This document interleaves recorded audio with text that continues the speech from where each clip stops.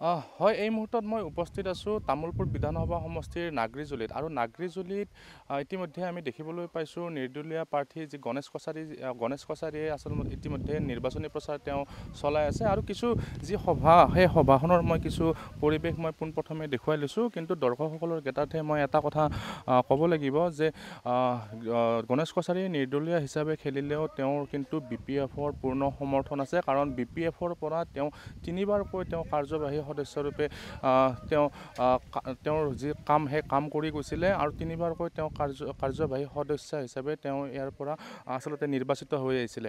আৰু তেওঁক যদি আমি চাবলৈ যাওঁ, গণেশ কছাৰীৰ এই তামোলপুৰ বিধানসভা সমষ্টিত যথেষ্ট প্ৰভাৱ থকা দেখিবলৈ পোৱা গৈছে। কাৰণ তামোলপুৰ বিধানসভা সমষ্টিটো এটা এনে সমষ্টি যিটো সমষ্টিত বিভিন্ন জনগোষ্ঠীয়ে আচলতে বসবাস কৰি আহিছে।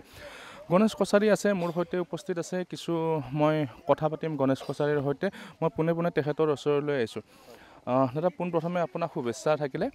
কিন্তু পোনপ্ৰথমে এটা মই প্ৰশ্ন কৰোঁ যে যিহেতু BPFৰ পৰা আপুনি তিনিবাৰকৈ কাৰ্যবাহী সদস্য আছিলে, তাৰ পিছতো আপুনি নিৰ্দলীয়ভাৱে কিহৰ বাবে প্ৰতিদ্বন্দ্বিতা কৰিলে?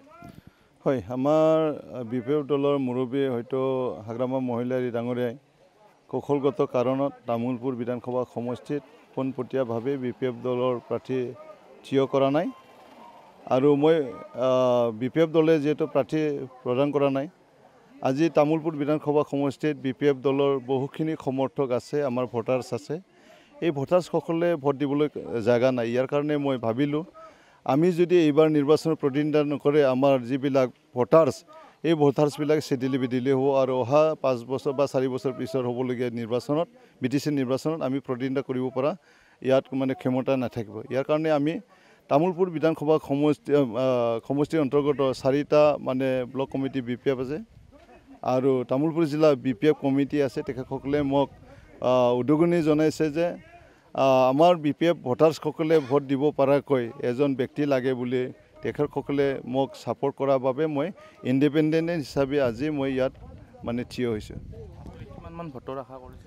70,000+ মই পাম।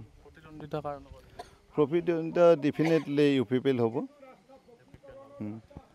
হয়, মই ইতিমধ্যে আপোনালোকক জনালোঁ যে এইগৰাকী আছিলে গণেশ কছাৰী। তেওঁ নিৰ্দলীয় হিচাপে তেওঁ প্ৰাৰ্থিত্ব প্ৰদান কৰিছে। আৰু যিহেতু তেওঁ BPFৰ তিনিবাৰকৈ EM আছিলে, তিনিবাৰকৈ কাৰ্যবাহী তেওঁ সদস্য আছিলে, তাৰপিছত তেওঁৰ সেই যি তামোলপুৰ বিধানসভা সমষ্টিত তেওঁ যথেষ্ট প্ৰভাৱ আচলতে দেখিবলৈ পোৱা গৈছে। কিন্তু যিহেতু নিৰ্বাচনী ৰণকৌশল, সেই ৰণকৌশলৰ বাবে আচলতে যি দৃশ্যপট, সেই দৃশ্যপট আপোনালোকে দেখিবলৈ পাইছে ঘনে সলনি হৈছে। ইতিমধ্যে আপোনালোকে গম পায় যে হাগ্ৰামা মহিলাৰীয়ে ইতিমধ্যে মিত্ৰজোঁটৰ লগত যোগাযোগত আছে। আৰু তাৰ বিপৰীতে হয়তো তেনেধৰণৰ ৰণকৌশলৰ বাবে হয়তো BPFৰ পৰা ইয়াত কেণ্ডিডেট দিয়া নহ'ল। আৰু তাৰ বাবে গণেশ কছাৰীয়ে নিৰ্দলীয় হিচাপে প্ৰাৰ্থিত্ব প্ৰদান কৰিছে। কিন্তু BPFৰ পূৰ্ণ সমৰ্থন থকা বুলি এই মুহূৰ্তত তেওঁ অৱগত কৰাইছে।